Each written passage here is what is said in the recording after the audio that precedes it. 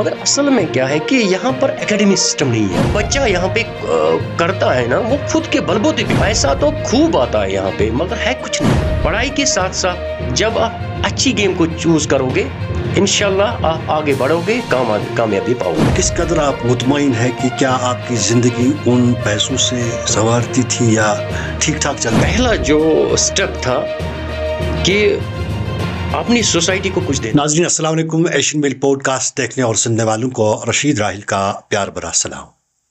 ناظرین, ہم آپ کو وقتاً فوقتاً ایسی شخصیات کو آپ کے سامنے روبرو کراتے ہیں جنہوں نے مختلف شعبوں میں نمایاں کارکردگی کی ہوتی.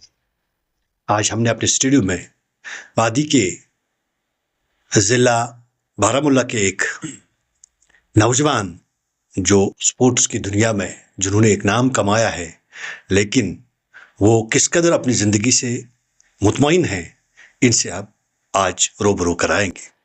ناظرین, ان کا نام ہے جناب شوکت احمد شاہ صاحب.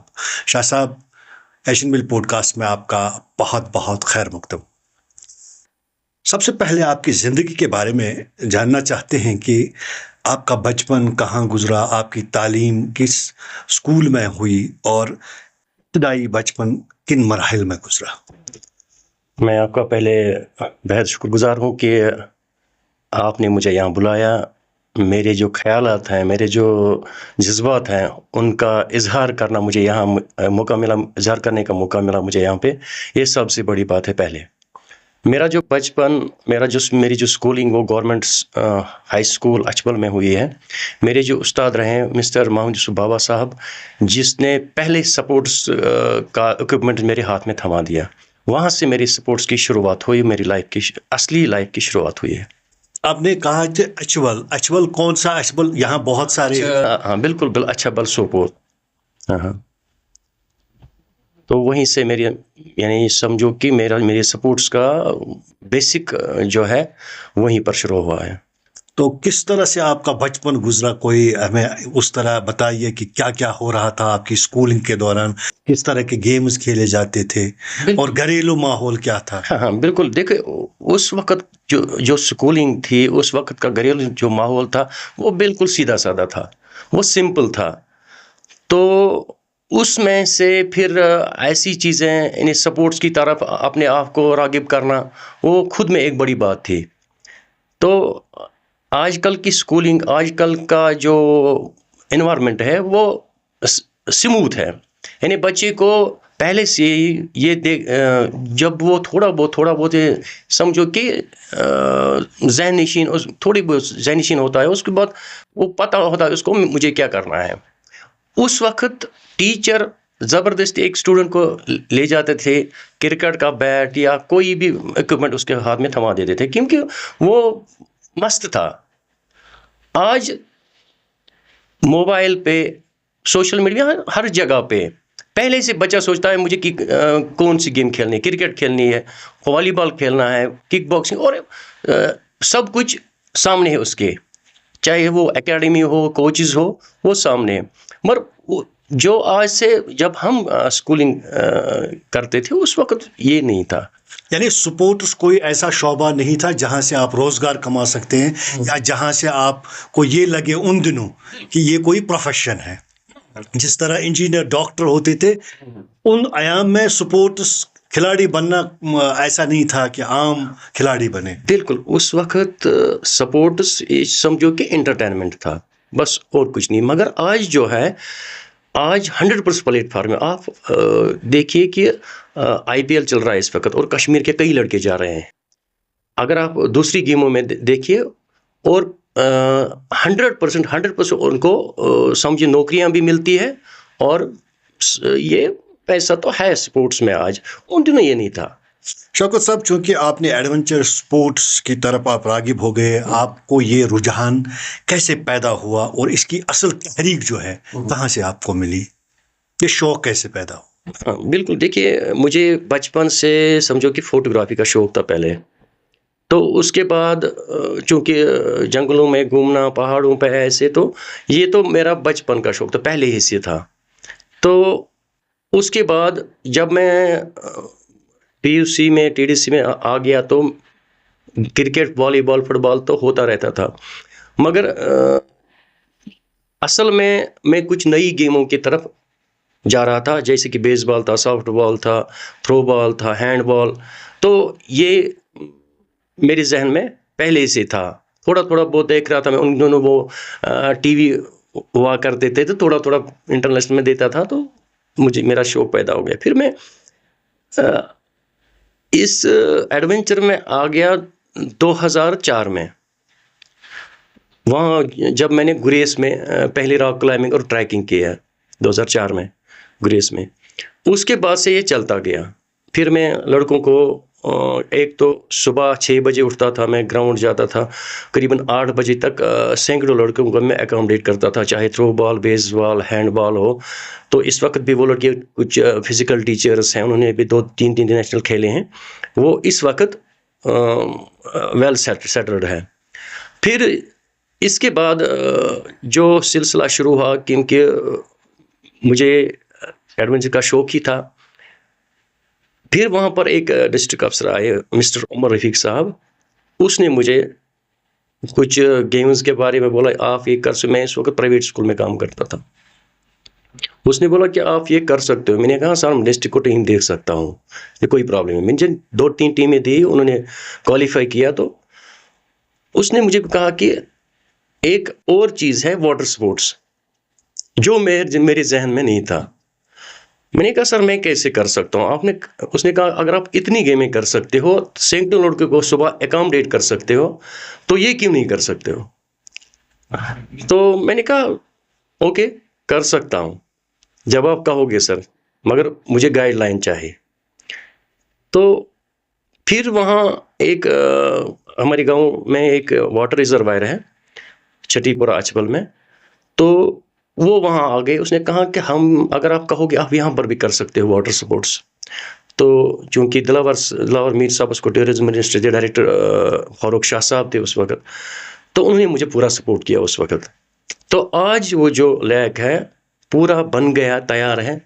तो वो मेरा ख्वाब था उस वक्त। वहाँ पर मैंने बिगनिंग समझो कि हाँ, वाटर स्पोर्ट्स शुरू की। स्विमिंग वहाँ मैंने सीखी, बच्चों को सिखाया। बोटिंग, क्योंकि कर्टन के बोट थे, ये बोट नहीं थे, टूटी फूटी थे, मगर मैंने शुरू किया वहाँ से। उसके बाद उमर साहब ने कहा कि आप, क्योंकि वो टेक्निकल कमेटी के वाइस प्रेसिडेंट थे, आप हिमाचल में एक इवेंट हो रहा, आप आ जाओ। तो मैं चला गया। वहाँ हंगरियन चीफ कोच आए थे, मिस्टर बिलास। उनके अंडर उन्होंने बोला कि आप क्लिनिक ले लो 10 दिन का। तो मैंने किया। उसके बाद उन्होंने बोला कि आप ऐसा करो कि आगे जो पूरी ट्रेनिंग है वो शॉर्ट एंड आइस में है, वो रुड़की में हो रही थी। तो मैंने सर्टिफिकेट्स भेज दिया। उन्होंने कहा कि हाँ आप आ जाओ। किया मैंने वहाँ पर शॉर्ट एंड आइस रुड़की में। बीजी का कालंडी के प्रधान साहब मेरे कन्वीनर रहे, पीयूष शर्मा साहब मेरे उस्ताद रहे हैं, और कर्नल आलोवालिया साहब उस वक्त जनरल सेक्रेटरी थे। उन्होंने काफ़ी सपोर्ट किया मुझे कि आपको शौक़ है बच्चों को सिखाने का, तो हम आपको पूरा ये प्रोवाइड करेंगे, जो आप हाँ ज़रूरियात है वो कर लेंगे। तो मैंने वो शॉर्ट एंड आइस में किया। फिर आगे मैं बढ़ता गया। क्या तब्दीली आप में उस जो आपने हंगरी के कोच के अंडर जो सर्टिफिकेट हासिल की, या जो क्या तजुर्बा हासिल हुआ, और क्या बदलाव आपकी ज़िंदगी में फिर आ गया? देखिए, यहाँ के कोचेस में और उस वक्त आज तो माशाल्लाह यहाँ के कोच भी काफ़ी एडवांस हैं, पर उस वक्त मैं 2007 की बात कर रहा हूँ। उस वक्त मुझे अजीब लगा जब वो मुझे आगे लेक्चर दे रहे थे, तो थोड़ा बहुत टोटल डिफरेंट था, मगर उसकी फ्लेक्सिबिलिटी देख के, यानी उसका हर स्टेप देख के मुझे ज़्यादा ही शौक बढ़ गया कि ना, ये सपोर्ट्स कुछ इसमें कुछ दम है। तो यानी हर जगह पे, यानी कुल मिलाकर हम कहेंगे कि उस वक्त जम्मू कश्मीर में इस तरह का रुझान नहीं था, या इस तरह के कोच नहीं थे। ना इस तरह उसको ज़्यादा फरोग नहीं मिला। ना नहीं था उस वक्त नहीं था। ये कुछ नया था सब कुछ उस वक्त। हाँ, جو نیشنل انسٹیٹیوٹ آف سپورٹس میں آپ نے جو شارٹ کورس کیا ہے تو کس طرح آپ اس کو دیکھتے ہیں؟ کیا کیا مشکلات آپ کو درپیش آئے اس دوران؟ کہ اس میں کیا ہے کہ جو certificate course short N I S میں نے کیا ہے وہاں پہ روڑکی میں، اس میں 100% مجھے مشکلاتوں کا سامنا کرنا پڑا، کیونکہ میں پروفیشنل نہیں تھا واٹر سپورٹس میں. تو وہاں پر پوری طرح سے سوئمنگ پیوش شرما صاحب نے مجھے قریباً یعنی چھوٹے بچے کی طرح سکھایا اس وقت، یہاں تک کہ وہ مجھے پیٹتے بھی تھے. ہاں، تو اتنی محنت ان کو کرنی پڑی، اور مجھے بھی. میں بول رہا ہوں کہ وہ بہت ہی ٹف جاب تھا میرے لیے اس وقت. یعنی کافی ساری ٹف کلاسز، کافی سارا یہ اکوپمنٹس کو سنبھالنا، باقی چیزیں، کسی چیز کو موبائل نہ چلانا. ٹوٹل ریکریشن کلاس ہی نہیں تھے، کنٹینیوسلی کلاسز تھے. بس 8 بجے سونا، صبح 5 بجے اٹھنا، 4:45 بجے تو جاؤ کلاس میں. وہ شروع ہوتا، پریکٹیکل تھیوری کنٹینیو تھے. تو مگر میں ان حالاتوں سے لڑتا رہا. تو میرے ذہن میں یہ تھا کہ کچھ بچوں کو دے سکوں، بس اتنا میرے ذہن میں تھا. جو انٹرنیشنل ڈپلوما آپ نے کیا تو اس کے بعد آپ کی زندگی میں کیا تبدیلیاں آئی اور کس طرح سے دیکھتے ہیں اس ایرا کو جو وہ وقت تھا؟ دیکھیے، چونکہ میرا تھوڑا بہت انوبھو تھا کہ ہنگرین چیف کوچ کے انڈر میں نے کن لے لیا تھا. جب انٹرنیشنل بھوپال میں ہوا، 24 ہم اس وقت تھے کوچز. تو اس کے بعد جو وہاں پر کوالیفائی کر لیتا اس کو اٹلی کے لیے جانا تھا سلیکشن. تو جب وہ چونکہ چلتا گیا وہ کورس بھی، میں نے کوالیفائی بھی کیا، تو سر نے بولا کہ آپ اٹلی کے لیے سلیکٹ ہو گئے ہو. میرا جو یہ لائف کا وہ تو بہاؤ تو تھوڑا تھم سا گیا. دیکھا یار، کشمیر سے اٹلی جانا. ہاں، تو میں نے کہا نا، میں بس بہت ہو گیا، اب نہیں. کیونکہ جو میں سیکھ رہا ہوں وہ کسی کو سکھانا ہے. اصل میں استاد وہ ہے، گرو وہ ہے جس کے اندر اگر 10 گن ہو، جب وہ 10 کے 10 گن اپنے شیش کو پہنچائے گا تبھی وہ استاد کہلائے گا. یہاں بات چلی کہ بچوں کو سکھانے کی. بحیثیت کوچ آپ نے اپنے ضلع بارہمولہ کی، میں ویلی کی بات نہیں کروں گا، اپنے ضلع بارہمولہ کی بات کروں گا. پولیس، CRPF، آرمی، جتنے بھی فورسز ہیں یا سرکاری سطح پہ جو سپورٹس جو آرگنائزیشنز ہیں وہ پروگرام کرتے ہیں، تو آپ نے آج تک ان کو کتنا سہیوگ دیا یا کتنی خدمات آپ نے پیش کی ان کے لیے؟ دیکھیے، 100%. آپ یہ سن کر حیران ہو جاؤ گے کہ جب نئے ٹیچر اپوائنٹ ہوتے تھے، چاہے وہ 40، 50، 30، تو ان کو اورینٹیشن میں کلاسز لینے پڑتے تھے، کیونکہ ان کو صرف اتنا پتا تھا کھوکھو کیا ہے، والی بال کیا ہے، فٹ بال کیا ہے، یہ سب پتا تھا. پھر جو ڈسٹرکٹ افسر تھے وہ مجھے آرڈر نکالتے تھے کہ آپ یہاں پہ کلاس دے دو. تو برابر میں ڈسٹرکٹ کپوارہ، بارہمولہ، ڈسٹرکٹ بانڈی پورہ میں نے کئی بار ٹیچروں کو پڑھایا ہے. یہاں تک کہ سینئر ٹیچرز بھی آتے تھے کلاس لینے، بیس بال، سافٹ بال، تھرو بال. سرکاری اسکول میں جو ٹیچر اس کے سپورٹس، ہاں بالکل، ان کو آپ ٹریننگ دیتے تھے؟ بالکل 3 ڈسٹرکٹس میں چلاتا تھا، اور میرا یہی ایک چیز تھا کہ سپورٹس کو فروغ دینا، بس اتنا ہی، اور کچھ نہیں.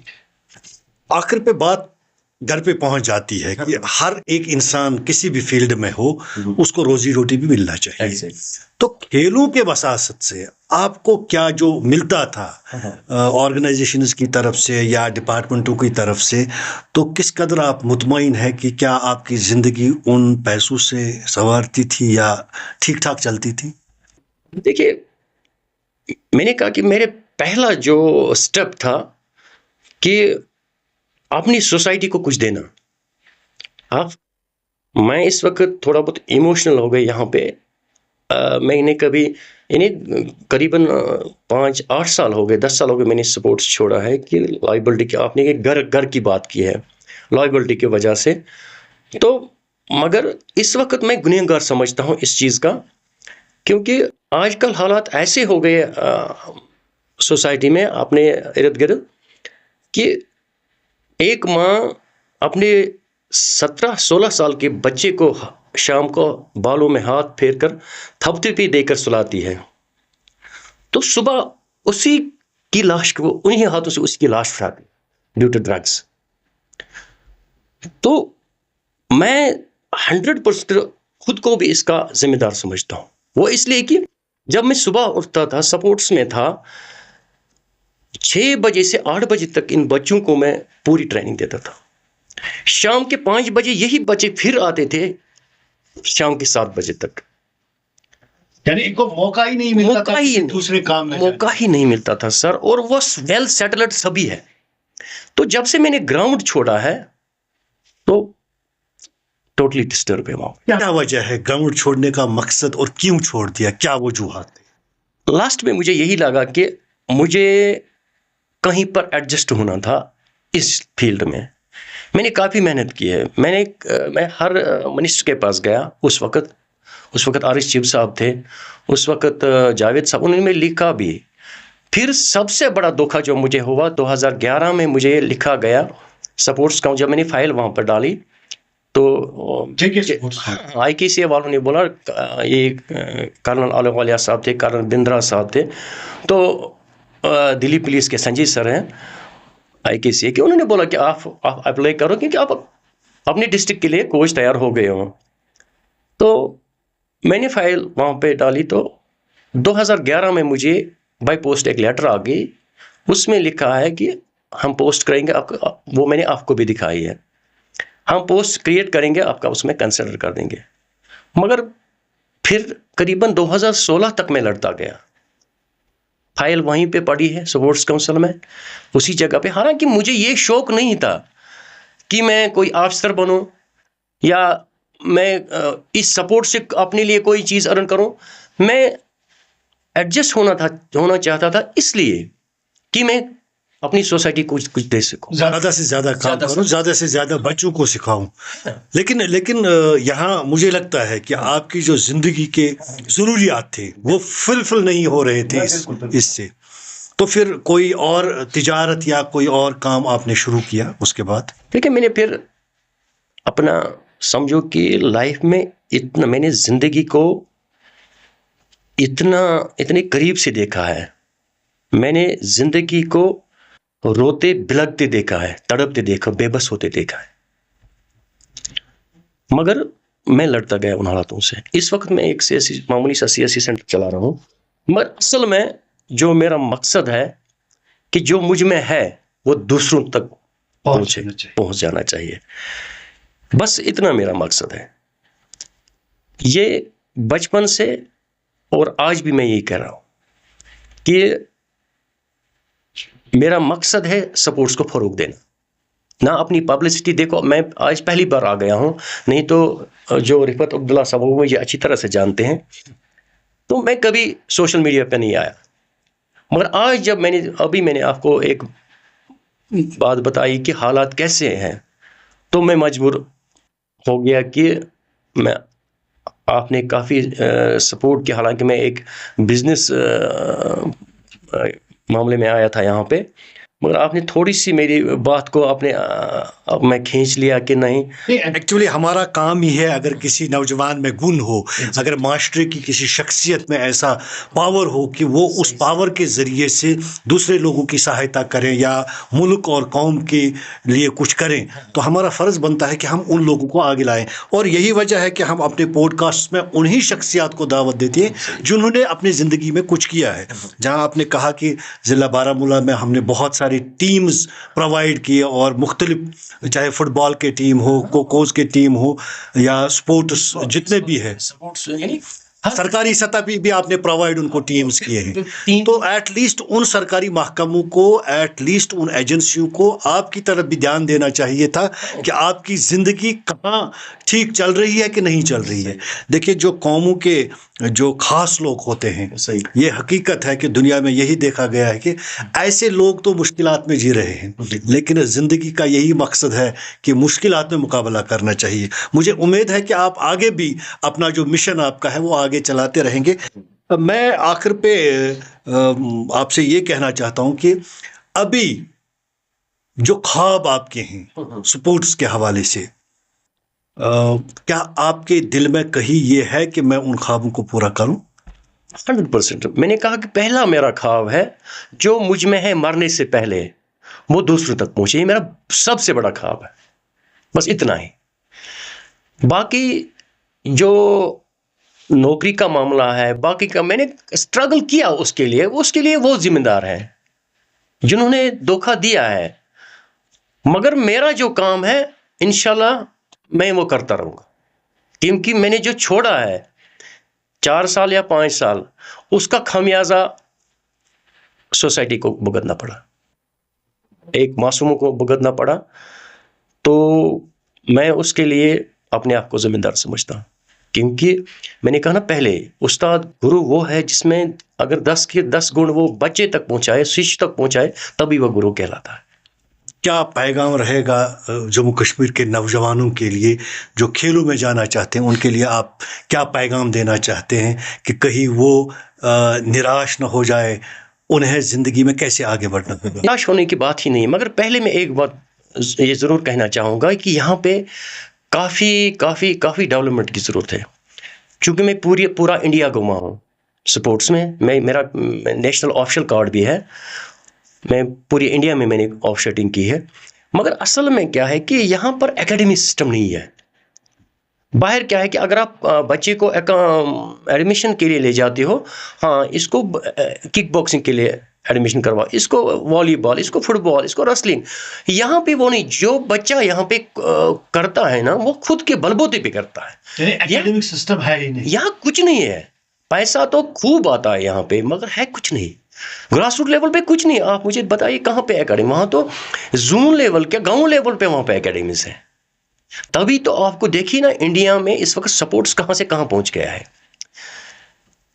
یعنی چاہے کوئی بھی ایونٹ ہو، یہاں پہ پہلے کیا ہے کہ یہاں پر اکیڈمی ضروری ہے، اور بچوں کو چاہیے کہ پہلے سے یہ چوز کرنا ہے مجھے کون سی گیم کھیلنی ہے. کیونکہ اس وقت سپورٹس میں جتنا پیسہ ہے، جتنا اس وقت جتنی عزت ہے، وہ کسی چیز میں نہیں ہے. تو اور پلیٹ فارم بھی ہے. پہلے یہ نہیں تھا. کتنے ٹیلنٹ ایتھلیٹس بیچارے میڈل لے کے بیٹھے ہوئے ہیں، مگر اس وقت وہ نہیں ہے. چاہے کرکٹ ہو، کوئی بھی گیم ہو، پڑھائی کے ساتھ ساتھ جب آپ اچھی گیم کو چوز کرو گے، انشاءاللہ آپ آگے بڑھو گے، کامیابی پاؤ گے. نوجوانوں کے لیے کیا پیغام رہے گا؟ کشمیر کے نوجوانوں کے لیے خاص کشمیر کے نوجوانوں کے لیے میری یہی گزارش ہے کہ پڑھائی کے ساتھ ساتھ بس آپ سپورٹس کی طرف اپنے آپ کو راغب کرو، اور ہر سیکنڈ کو اپنے لیے ایک قیمتی سمجھو. کیونکہ ایک بھیانک چیز کا ٹریگر صرف اسی 1 سیکنڈ میں دب جاتا ہے. اس لیے ہر سیکنڈ کو قیمتی سمجھو، اپنے لیے، اپنے فیوچر کے لیے.